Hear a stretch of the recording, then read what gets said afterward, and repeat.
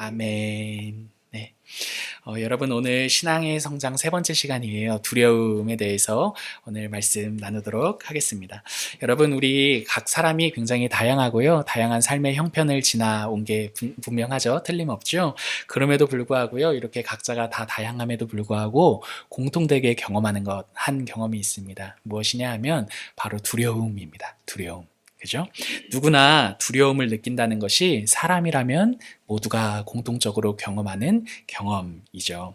모두가 두려움을 안고 살아가요. 아마 이 자리에 모인 분들, 여러분들 중에서도요, 최근에 두려운 일, 어떤 두려움을 느낀 일들이 분명 있으셨을 것입니다. 두려움을 다른 말로 한다면 불안이라고도 할 수 있을 거예요. 그래서 오늘 설교에는 이 두려움과 불안을 계속해서 교차하거나 함께 사용하도록 하겠습니다. 여러분 한번 나에게 질문해 보실까요? 나는 최근에 언제 두려워했습니까?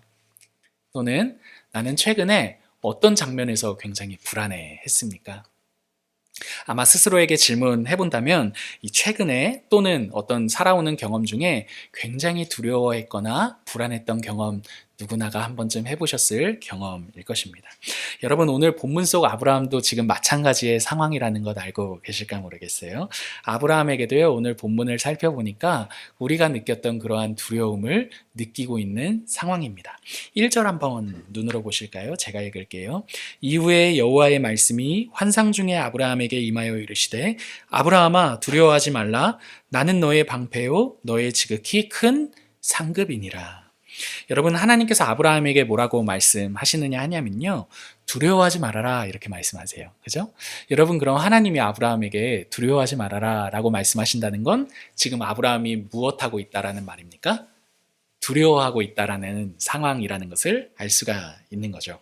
아브라함이 왜 두려워했을까 생각해 보면요. 사실은 이 15장만 딱 잘라서는 제대로 알 수가 없어요. 이 앞장에 이어지는 14장의 전체 내용을 이해해야 합니다. 간략하게 그래서 제가 이 14장의 내용 줄거리를 설명해 드리도록 할게요. 여러분 우리 이전 주일날 나누었던 것처럼 소유가 아브라함에게도 소유가 풍성해지고 롯에게도 소유가 풍성해져서 둘이 어떻게 됐죠? 다투고 갈라졌습니다. 롯이요 눈에 보이기에 좋은 땅, 하나님의 동산과 같았던 그 땅, 그 소돔 근처의 땅을 골라서 갔고 끝내 소돔에 이르러 정착하게 되었죠. 근데 문제는요 시간이 지나고 나니까 이 소돔을 중심으로 5개의 연합국이 있었고 또 소돔이 섬기는 4개의 연합국이 있었는데 이 5개의 연합국이 맨날 섬기다 소돔이 포함된 5국의 연합국이 이 4개의 연합국을 섬기다 보니까 안 되겠는 거예요. 그래서 반란을 일으킵니다. 반란을 일으켰는데 5개의 연합국이 할만했으니까 반란을 일으켰을 텐데 원래 섬기던 4개의 연합군에게 짓밟힙니다. 다시 제압을 당합니다. 그러니까 어떻게 됩니까? 소돔이 포함되어 있던 5개의 연합국이 다 끌려가기 시작하는 거예요. 그 중에 소돔 역시도 그 반란을 일으켰던 소돔 역시도 4개의 연합국에 의해 막 끌려가게 됩니다. 그러니까 소돔에 사는 누구도 끌려갑니까? 롯도 끌려가고 롯의 재산과 모든 것들이 끌려가요. 근데 그 중에 롯과 같이 하던 사람이 히브리인이 도망쳐 와가지고 히브리인이 아니죠. 롯과 함께 하던 사람이 도망쳐 와서 아브라함에게 말합니다. 큰일 났습니다. 큰일 났습니다. 당신의 조카가 지금 다 끌려가고 재산도 다 몰수당하고 이거 풍비박산 났습니다. 막 난리가 난 거예요. 그러니까 아브라함이 어떻게 해요? 그 얘기 듣고 싸우긴 싸웠어도 조카잖아요. 그러니까 자기의 집안일 아닙니까? 그러니까 조카 롯을 구하려고 자기 집에서 잘 훈련된 자 한 300여 명과 함께 그 4개의 연합국을 쳐들어갑니다. 참 배포도 좋아요. 그죠? 그래가지고 결론적으로는 다 쳐부수고 어떻게 합니까? 롯과 그 관련된 재산과 그리고 소돔에 잡혀갔던 부녀자들을 다 데리고 돌아옵니다. 그래서 막 소돔 왕이 막 대단하다 그러고 막 아브라함이 돌아오는 길에 막 아무튼 뭐 그런 일들이 있습니다. 여러분 그 이후의 상황이 오늘 우리가 읽은 이 15장의 내용의 시작이 되는 겁니다. 여러분 여기까지는 굉장히 좋았습니다. 아브라함이 딱 보니까 어때요? 굉장히 좋은 거예요. 전쟁도 이기고 다 해피엔딩으로 끝난 것 아닙니까? 근데 문제는 돌아온 이후였어요. 돌아오고 나니까 후한이 두려운 거예요. 후한이. 여러분 무협 영화 같은 거 보시면 항상 아버지의 복수는 누가 합니까? 아들이 하잖아요. 자식이 하잖아요. 그죠? 그러니까 자식이 없는 사람은요. 그 복수와 후한이 두려운 거예요. 왜냐하면 집안 대 집안의 전쟁인데 당시에도 마찬가지로 집안 대 집안의 전쟁이었거든요. 아브라함이 쳐부셨어요. 이후에 후한이 그 집은 자손도 많고 뭔가 빵빵하거든요, 보니까. 근데 자기는 무엇입니까? 뭐가 없어요? 아무런 자식도 없는 겁니다. 그러니까 아브라함이 지금 이 상황에서 두려운 상황을 맞이했고 두려운 중에 있는 아브라함에게 찾아와 하나님께서 두려워하지 말라라고 말씀하시는 게 이 장면이 되는 겁니다. 그래서 2절 한번 보세요. 아브라함이 무엇을 정말 두려워했는지 이렇게 등장합니다. 2절 같이 읽어볼까요? 시작. 아브라함이 이르되 주 여호와여 무엇을 내게 주시려 하나이까? 나는 자식이 없사오니. 여러분, 지금 아브라함이 근원적으로 두려워하는 것이 무엇입니까? 나는 자식이 없사오니입니다. 여러분, 남들이 다 있는 그 자식이 자신에게 없다는 사실을, 그게 바로 아브라함이 불안함을 느끼는 근원이었고 두려움을 느끼는 근원이었던 거죠. 여러분, 미혼이신 분들에게는, 미혼이 별로 없긴 하지만 미혼이신 분들에게는 아마 자식이 없다는 게 뭐 그렇게 두려운 일이야? 이렇게 생각할 수도 있을 것 같아요. 더더군다나 요즘에는 자식도 낳지 않는 시대이기 때문에 자식 없는 게, 자식 있고 없고가 그렇게 두려운 일인가? 불안한 일인가? 이렇게 생각할 수 있을 것 같아요. 그러나 여러분, 아브라함이 사는 이 시대, 이 당시에 자식이 없다라는 건 굉장한 상실이었습니다. 오늘날로 치면요, 뭐라고 하죠? 청년 시대로 치면 직장이 없어. 여러분, 그럼 어떻습니까? 청년에 한창 직장이 있어야 될 때 직장이 없으면 어떻습니까? 굉장히 괴롭죠. 자존감도 무너지고. 여러분, 이런 직장도 없고 집도 없고 이런 상황이 바로 지금 아브라함이 자식이 없음으로 느끼는 불안과 두려움이라는 말이죠. 여러분, 또 노년으로 치면요, 노후 준비가 잘 되지 않았어. 여러분, 이렇게 된다면 여러분 어떻습니까? 굉장히 두려움에 휩싸일 수밖에 없는 게 우리네 형편 아니냐는 말이죠. 때문에 여러분, 아브라함이요, 지금 2절에서 나는 자녀가 없사오니 라고 말하는 이 불안함은요, 어찌 보면 우리 모두가 공감할 수 있는 불안의 내용이라는 말이죠. 여러분, 아브라함의 이 두려움을 통해서요, 우리의 불안함의 그 근원을 엿볼 수가 있어요. 여러분, 우리도요, 아브라함과 같이 모두가 두려워합니다. 그죠? 모두가 불안해해요. 근데 무엇을 가지고 불안해합니까? 남들이 있는 그것이 나에게 없을 때 불안해합니다. 여러분, 나는 자식이 없사오니. 여러분, 이게 우리 두려움과 불안의 가장 깊은 근원의 내용이라는 것을 우리가 오늘 본문을 통해 알 수가 있는 거죠. 남들이 다 있는 것이 나에게는 없사오니 라며 불안해해요. 남들은 번듯한 직장이 있는데 나에게 없어. 그럼 어떻죠? 나에게는 직장이 없사오니 이러면서 불안해합니다.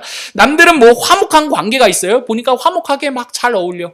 근데 나에게는 그런 관계가 없어. 그럼 어떻습니까? 나에게는 그런 관계가 없사오니 이러면서 불안해합니다. 남들에게 자랑할 만한 자식이 다 있어요. 아브라함 같은 상황이겠죠. 자식이 다 있어. 근데 아브라함처럼 자식이 없어. 그럼 어떻습니까? 나는 남들처럼 자랑할 만한 자식이 없사오니 이러면서 불안해하는 게 우리의 모습 이라는 거예요.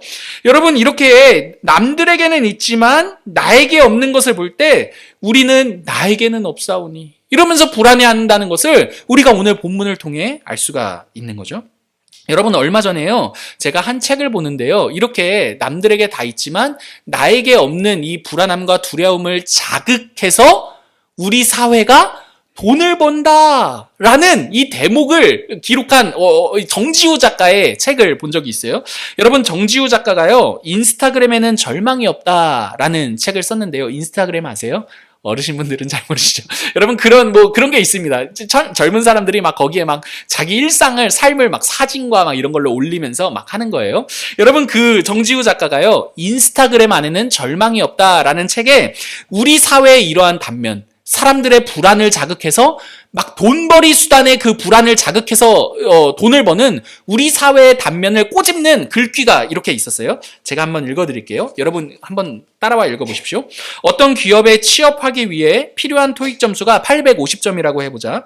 그러나 청년들은 그 점수를 알 리가 없으므로 가능한 한 안전하게 확률을 높이려고 토익 점수를 끝도 없이 올린다.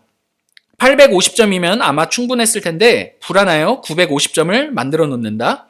그렇게 불안은 누군가의 시간과 돈을 좀먹고 그것이 산업이 된다. 돈 버는 수단이 된다는 거예요. 사회의 거의 모든 구성원들이 이런 불안을 조장하기 위해 혈안이 되어 있다고 보아도 무방하다. 그 불안을 자극해서 돈 버는데 혈안이 되어 있다는 거예요.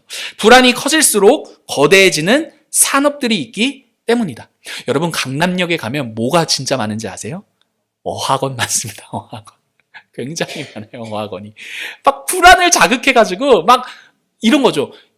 너 토익 990이 만점이잖아요. 990이 만점. 너 850으로 되겠어? 야, 그래도 900은 넘어야지. 900 넘으면 어때요? 900으로 되겠어? 950은 넘어야지. 그러니까 막 가면요, 영어학원마다 막 그 반이 있습니다. 800 이상 반, 900 이상 반, 뭐 만점 반 해가지고 막 800 이상 반 해가지고 막 어느 정도 점수를 따도 불안한 거예요. 그러니까 900 이상 반 막 더 들어가지고 더 막 그렇게 산업을 그렇게 거대하게 만들고 돈벌이 수단으로 사용하는 게 우리 시대의 단면이다라고 말하고 있는 거예요.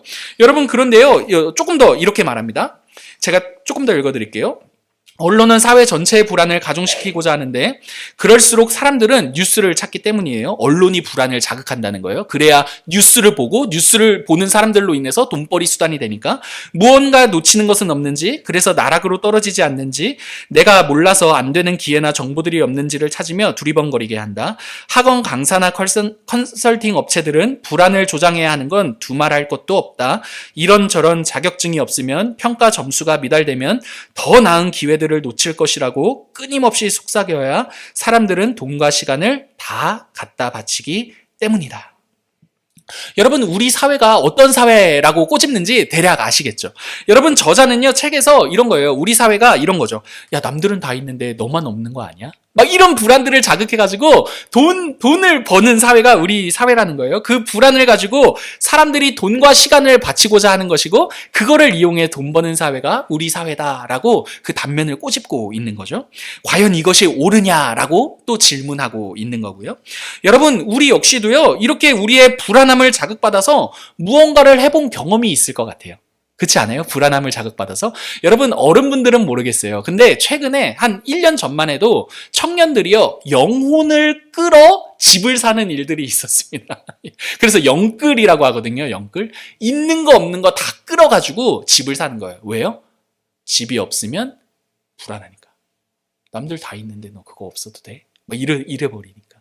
여러분, 이게 모르겠습니다. 누군가에게는 난 이야기일 수 있을지는 모르겠지만 우리 사회가 한창 그래가지고 영끌이라는 이 단어가 굉장히 유행했던 단어였습니다. 여러분, 이렇게 우리 역시도요, 불안함을 자극받아서 무엇인가 해본 경험들이 분명 있습니다. 뭐 아주 간단한 예고, 쉬운 얘기긴 하지만 물건 살 때 여러분 뭐 이런 문구 본 적 있으십니까? 오늘만 이 가격에 팝니다. 근데 물론 뭐 다음날 가도 다음날에도 그 가격에 팔기도 하고. 근데 여러분, 그 문구를 딱 보면 물론 속지 않으시는 분들도 계실 거예요. 근데 여러분, 거기에 사람들이 다 엄청나게 몰려있다 생각해 보십시오. 여러분, 그럼 왠지 거기서 하나라도 안 사면 손해보는 것 같은 느낌을 갖게 만드는 게 여러분, 우리가 느끼는 경험 중에 하나 아니냐는 말입니다. 자녀를 양육할 때도 마찬가지입니다. 물론 다 이미 양육의 시기를 끝내신 분들도 계시겠지만 남의 집 애들은 다 이거 한다. 여러분, 이 얘기 딱 들리면 우리 집 애도 해야 되는 것 아닌가라는 그 불안함이 들고 두려움을 자극받는 게 우리가 사는 이 시대의 모습이며 우리의 모습이라는 말인 거죠. 여러분, 이렇게 불안하고 두렵기 때문에 행동하는 것이 우리들의 모습이라는 거예요. 근데 여러분, 이 모습은 우리뿐만 아니라 오늘 본문 속에 아브라함에게도 동일하게 드러나는 모습입니다. 여러분, 2절 한 번 더 보겠어요. 2절. 나는 자식이 없사오니, 보십시오. 같이 한번 읽어보겠습니다. 나는 자식이, 시작. 나는 자식이 없사오니 나의 상속자는 이 다메섹 사람 엘리에셀이니이다. 여러분, 자식이 없다라는 두려움에 자극을 받은 아브라함이 뭐라고 말하고 있죠?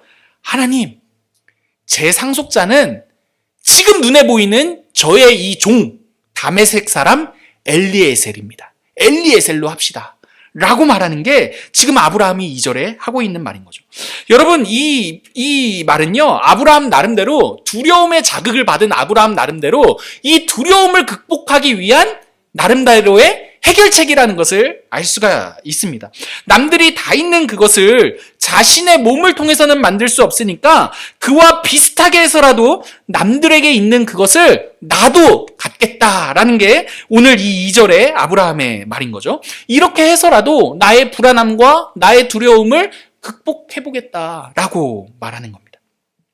여러분, 이렇게 남들에게 있는 것이 자신에게 없기 때문에 불안해하고 두려워하는 아브라함을 향해서요, 하나님께서 1절에 사실은 이렇게 이미 말씀하셨어요. 여러분, 같이 한 번 더 읽어볼게요. 아브라함아 두려워하지 말라부터 시작.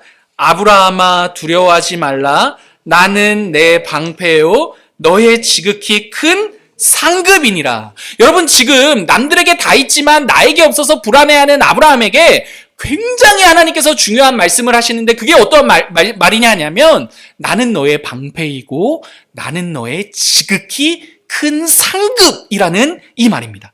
여러분, 이 말이 무슨 의미입니까? 여러분, 이런 말이에요. 제가 풀어서 한번 말해볼게요. 들어보세요. 야, 아브라함아, 너는 지금 남들이 가진 것이 너에게는 없다고 이렇게 하는데, 너는 너에게 없는 것만 지금 보고 있느냐? 근데 너에게 없는 거에 집중하지 말고 너 지금 너가 가지고 있는 게 뭔지를 한번 생각해봐라. 야, 남들에게 없는 것 가지고, 남들에게 있는 거 너에게 없다고 너 지금 불안해하는데, 야, 그러지 말고 지금 너가 가지고 있는 걸 한번 생각해봐라. 너가 가지고 있는 것을 봐라 라고 말씀하시는 게, 내가 너의 방패고 내가 너의 지극히 큰 상급이다 라는 말의 의미입니다. 여러분, 무슨 말입니까? 하나님께서 야, 너가 가진 걸 봐. 그게 뭐라고 말씀하시는 겁니까? 너는 나를 가졌잖아.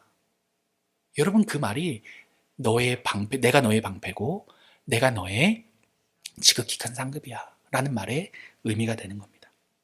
사랑하는 성도 여러분, 불안을 자극하는 이 시대 한복판에서 두려워하지 않을 수 있는 유일한 방법이 무엇입니까? 유일한 길이 무엇입니까? 우리가 가지고 있는 것을 똑바로 보는 겁니다. 남들 다 있는데 내가 가지지 못한 것을 집중하는 게 아니라 내가 가지고 있는 그것을 똑바로 보는 겁니다. 여러분, 이 시대는요, 우리가 가지지 못한 것이 무엇인지를 보라고 말하는 시대예요. 남들은 다 가졌는데 너는 갖지 못한 그것을 보면서 불안해하고 두려워하라고 말하는 거죠. 그런데 여러분, 오늘 본문은요, 그렇게 두려워하는 우리를 향해서, 남들은 다 있는데 나는 없는 그것을 보며 두려워하는 우리를 향해서 이렇게 말하는 겁니다. 네가 가지지 못한 것 보며 두려워하지 말고 도리어 너가 정말 가진 그것을 봐라 라고 말입니다. 여러분, 우리가 가진 그것이 무엇입니까? 하나님이죠. 하나님이죠, 여러분. 하나님. 여러분, 이렇게 한번 따라해 보실까요? 우리가 가진 것은 하나님입니다. 여러분, 하나님께서 우리의 방패가 되신다라는 이 말은요, 구약 내내 반복되는 표현이에요. 하나님께서 자신을 나타내시는 말씀이에요. 여러분, 근데 구약을 보면요, 하나님께서 야, 나는 너의 방패야 라고 말씀하실 때 이 표현이 어떤 때 등장하느냐 하냐면, 항상 신자가 분리할 때 등장하는 표현입니다. 분리할 때마다 나는 너의 방패야 라고 하나님께서 말씀하십니다. 막 인생이 잘 나갈 때 너의 방패다 이렇게 말씀 안 하세요. 항상 곤경에 처할 때나 위태로울 때 나는 너의 방패야 라고 말씀하시는 거죠. 여러분, 이게 무슨 말입니까? 우리가 믿는 하나님은요, 그 어떠한 우리의 불리한 상황 속에서도 우리의 전부가 되는 일을 포기하지 않으시겠다라고 말씀하시는 장면이라는 것을 알 수가 있죠. 여러분, 어떠한 상황에서도 너의 편이 돼줄게. 여러분, 그게 방패 아닙니까? 여러분, 방패가 하는 일이 뭡니까? 불리할 때 우리 편 들어주는 게 방패가 하는 일 아닙니까? 지금 하나님께서 내가 너의 방패다라고 말씀하시는 거는요, 너가 어떠한 불리한 상황 속에서도 내가 너의 편이 되는 일을 포기하지 않을 거야. 여러분, 그게 하나님께서 내가 너의 방패다라는 말의 의미가 되는 거죠. 그러니까 여러분, 하나님께서 아브라함에게 내가 너의 방패야 라고 말씀하시는 것은 이 말입니다. 너가 어떠한 불리한 조건에서도 네가 진짜 가지고 있는 것이 무엇인지 봐라. 그게 누구다? 나잖아 라고 말씀하시는 게 내가 너의 방패다라는 말의 의미가 되는 거죠. 여러분, 또 다른 하나님이 우리의 지극히 큰 상급이 되신다는 이 말은요, 하나님이 우리의 전부가 되시겠다라는 의미입니다. 여러분, 우리가 하나님을 믿음으로써 가장 크게 얻게 되는 상급이 뭐죠? 생각해 보십시오. 여러분, 우리가 하나님을 믿었어요. 하나님을 믿음으로써 우리가 가장 크게 얻게 되는 상급이 무엇입니까? 여러분, 돈입니까? 직장입니까? 하나님을 믿었더니 직장 끝내줍니다. 뭐 이겁니까? 하나님을 믿었더니 가정 끝내줍니다. 뭐 이런 겁니까? 하나님을 믿었더니 우리의 노후가 끝내줍니다. 뭐 여러분, 이게 우리의 큰 상급입니까? 아니죠, 여러분. 우리가 하나님을 믿으면 믿을수록 우리가 깨닫게 되는, 하나님을 믿음으로 얻게 되는 가장 지극히 큰 상급은 하나님 자신이라는 것을 알 수가 있죠. 여러분, 그래서 시인이요, 시편 17편 15절에서 이렇게 고백해요. 제가 읽겠습니다. 나는 의로운 중에 주의 얼굴을 배우리니 깰 때에 무엇으로 만족하겠다? 주의 형상으로 만족하겠다. 여러분, 시인이 무엇으로 만족하겠다라고 말합니까? 하나님을 믿고 난 다음에 끝내주게 내가 무엇인가를 얻었어. 뭔가 여러 조건, 남들이 부러워할 만한 조건을 얻었어. 이걸로 만족합니까? 아니죠. 누구로 만족하겠다 말합니까? 하나님 자신으로 만족하겠다라고 말하는 거죠. 아침에 깰 때마다 이미 자신에게 가장 큰 상급이신 하나님으로 인해 만족하겠습니다 라고 말하는 게 시인의 고백이에요. 여러분, 이 시는 누가 지었습니까? 다윗이 지은 시예요. 다윗의 삶을 면밀히 들여다보면요, 사실은 다윗이야말로 어떻게 보면 누구보다도 두려워할 삶을 살았어야 할 사람이에요. 왜 그렇습니까? 여러분, 살면서 간음이라는 죄, 여러분, 간음만 저질렀습니까? 아니에요. 그 여인의 남편을 전쟁에 앞장세워서 어떻게 했습니까? 살인죄. 여러분, 자녀들은 어떻습니까? 서로 막 난리 부르습니다. 그리고 마지막에는 어떻게 해요? 아비인 자신에게까지 칼을 겨눕니다. 여러분, 그럼 다윗의 삶이야말로 어쩌면 불안과 두려움에 휩싸여서 살았어야 할 삶 아니냐는 말입니다. 다윗이야말로 남들은 다 있는데 나는 형편없이 살았구나라며 불안해할 삶인 것 같습니다. 근데 여러분, 다윗이요, 자신의 삶을 굽이굽이 지나면서 다윗이 이걸 만난 거예요. 자신 인생의 방패가 되신 하나님. 그리고 자신의 인생의 최종적인 모든 상급은 내가 얻은 어떠한 조건들이 아니라 누구이시다? 하나님이시구나.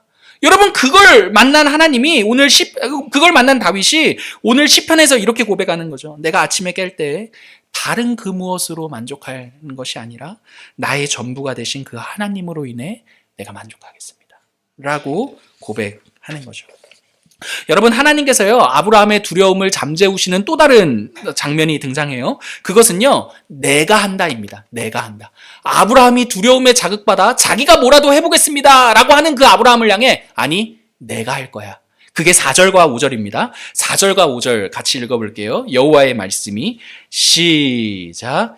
여호와의 말씀이 그에게 임하여 이르시되 그 사람이 내 상속자가 아니라 내 몸에서 날 자가 내 상속자가 되리라 하시고, 그를 이끌고 밖으로 나가 이르시되 하늘을 우러러 뭇 별을 셀 수 있보라.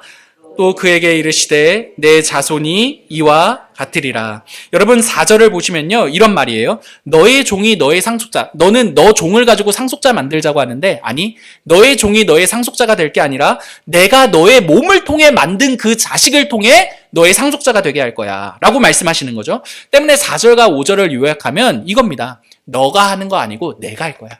내가 할 거야. 여러분, 이런 말이에요. 제가 늘려서 말해볼게요. 아브라함아, 너 지금 남들보다 네 인생이 부족한 것 같아서 불안한 거지? 너가 너 삶을 만회해야 한다고 생각해서 두려워하는 거지? 그런데 너가 지금 두려워하는 그 일 말이야. 내가 할게, 내가. 나 한 번만 믿어봐. 내가 할게. 너 지금 너무 이게 두려우니까 너가 너 손으로 뭔가 해야 직성이 풀릴 것 같은 그 마음인 거지. 너 그거 네가 할 일이 아니라 내가 할게. 나 한 번만 믿어봐. 내가 너의 삶에, 너가 너 삶에 갖고 있는 그 책임감보다 내가 너의 삶에 가지고 있는 책임감이 더 커. 여러분, 이게 무슨 말인지 아시겠습니까? 지금 하나님이 아브라함에게 하는 이 말이 이해가 되십니까? 너가 너 삶에 가진 그 책임감보다 내가 너의 삶에 가진 나의 책임감이 더 커. 그러니까 나 한 번만 믿어봐.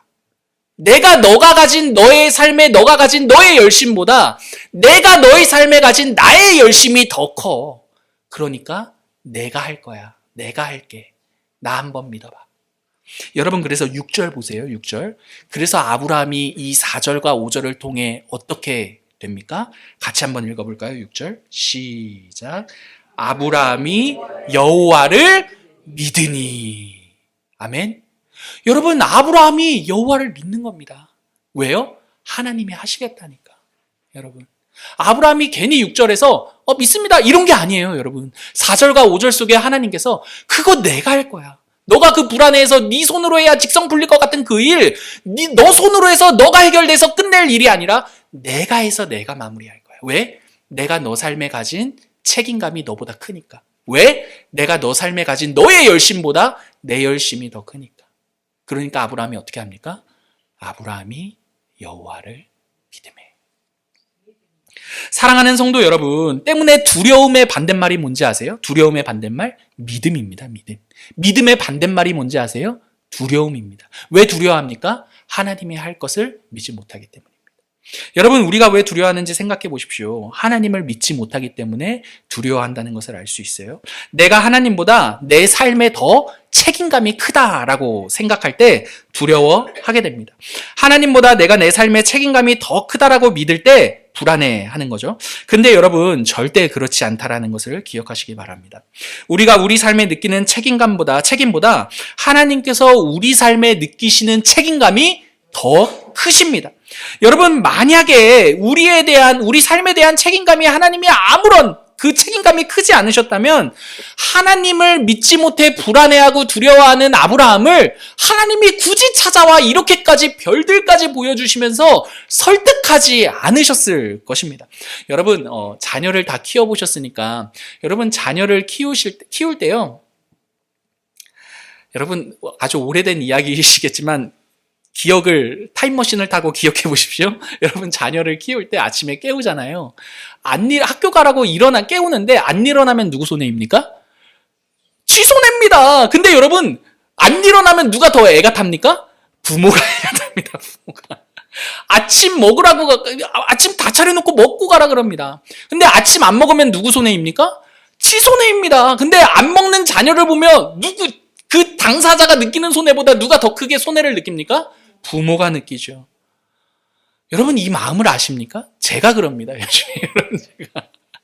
이 꼬맹이 둘이서 막 해서 등원해서 보내야 되는데 먹어야 말이죠, 여러분. 근데 안 먹는 그 조그만 꼬맹이들 보면서 누가 더 속상합니까? 부모가 속상합니다. 부모가. 그래도 아빠는 좀 덜 속상한 것 같아요. 저는 그냥 막 해서 막 보내거든요. 근데 엄마는 막 어떻게 해서라든 한 숟갈을 더 먹여서 보내고자 하는, 엄마가 더 크게 느끼는 거죠, 그 책임감을. 여러분, 숙제도 마찬가지죠. 숙제도 하는 듯 마는 듯 해요. 숙제해라, 숙제했냐? 엄마가 막 얼버무리죠. 여러분, 숙제 안 하면 누구 손해입니까? 지 손해죠. 지 잘 되라고 하는 건데. 근데 여러분, 누가 더 그 손해를 더 온몸으로 받고 누립니까? 부모가 누리죠, 여러분. 여러분, 자녀의 삶에 느끼는 책임감이 부모가 더 크기 때문입니다. 여러분, 이 말이 무슨 말인지 아시겠죠? 하나님께서 우리의 삶에 느끼는 책임감이 더 크시다는 이 말이 무슨 말인지 아시겠죠? 여러분, 마찬가지입니다. 아브라함이 하나님을 믿지 못해서 두려워하면요, 누구의 손해입니까? 아브라함 손해입니다. 근데 하나님께서 충분히 믿음이 왜 이렇게 없냐라고 나무라실 수 있는 상황인 거죠. 근데 여러분, 아브라함이 믿지 못하면 하나님께서 야, 네 손해지 이렇게 끝내실 하나님이 아니시라 자신의 손해로 여기시며 끝까지 아브라함을 찾아와 어떻게 하십니까? 설득해서 어떻게 해서든 믿게 만드시는 게 지금 하나님께서 아브라함을 향해 느끼시는 그 인생에 대한 책임감이라는 말입니다. 그래서 여러분, 이 창세기 아브라함 스토리를 쭉 보시면 아시겠지만 믿음의 조상 아브라함이 믿음이 좋아서 믿음의 조상이 아닙니다. 누가 우리 인생의 삶에 대한 책임감이 더 크시다는 걸 아브라함을 통해 보이시는 겁니까? 하나님이 더 크시다. 여러분, 그게 아브라함의 스토리를 통해 깨닫게 되는 한 굉장히 큰 교훈이 되는 거죠. 여러분, 우리도 이와 마찬가지입니다. 우리가 만회하고 싶어하는 우리의 삶이 있습니다. 우리가 메꾸고자 하는 그 상실감이 분명히 있습니다. 근데 그 한복판에 하나님께서 찾아 들어오세요. 그리고 이렇게 말씀하시는 거죠. 야, 너가 너의 인생의 상실감을 느껴 메꾸고자 하는 그 일, 그거 내가 할게. 너가 두려워서 손 놓지 못하는 그 일, 그거 내가 할게. 내가. 나 한 번만 믿어봐 라고 말씀하십니다. 여러분, 우리가 우리 삶에 느끼는 인생의 그 책임감보다 하나님께서 우리의 삶에 느끼시는 그 책임감이 더 크다라는 것을 기억하시기를 바랍니다. 여러분, 그러므로 그 두려움 어디서 내려놓을 수 있습니까? 하나님을 신뢰하는 믿음 안에서 그 두려움을 자극하는 이 세상 한복판을 지나갈 수 있는 유일한 길은요, 우리가 가진 그 하나님을 신뢰하는 것임을 기억해야 할 것입니다. 여러분, 하나님께서 우리가 우리 삶에 느끼는 책임감보다 더 크게 우리의 삶에 책임을 느끼신다는 그 궁극적이고 아주 찬란한 분명한 구체적인 장면은요, 바로 십자가 사건입니다. 여러분, 하나님을 거절하고 죄를 지으며 사는 건요, 우리의 손해예요. 그런데 하나님께서요, 우리가 지은 모든 죄로 인한 손해를 누구의 것으로? 자신의 것으로 담당하십니다. 어디에서요? 십자가에서 말입니다. 우리 자신보다 우리 삶에 더 큰 책임감이 있으시기 때문에 하나님이신 그분이 사람이 되어 십자가에서 우리가 져야 할 그 책임을 자신이 대신 지신 거죠. 여러분, 십자가는요, 하나님께서 끝까지 우리의 방패가 되시며 끝까지 우리 인생의 가장 큰 상급이 되시겠다라는 하나님 편에서의 의지와 약속이라는 것을 기억하시기를 바랍니다. 여러분, 말씀을 마치겠습니다. 사랑하는 성도 여러분, 두려움을 자극하는 이 세상 한복판 어떻게 지나가야 하겠습니까? 하나님이 우리의 전부이시다. 우리가 가진 것이 하나님이라는 것을 기억하시기를 바랍니다. 여러분, 이렇게 하나님을 가진 자로, 그렇게 모든 것을 가진 자로 이 땅을 담대하게 살아가시기를 바랍니다. 우리의 삶에 책임을 더 크게 느끼시는 하나님이 계시다. 그렇게 최선을 다하시는 하나님이 계시다라는 것을 기억하시면서요, 우리 삶에 주어진 그 다양한 장면을 용기 내어 지나가시기를 바랍니다. 여러분, 저를 따라서 하시고 말씀 마치실까요? 하나님이 하십니다. 여러분, 하나님이 하십니다. 두려움과 불안을 자극하는 세상 한복판에서 도리어 우리가 가진 것, 그 하나님이 우리의 전부라는 이 사실을 기억하며 그 하나님을 자랑하며 우리에게 주어진 믿음의 여정을 걸어가는 저와 여러분 되시기를 간절히 기도합니다. 아멘. 우리 함께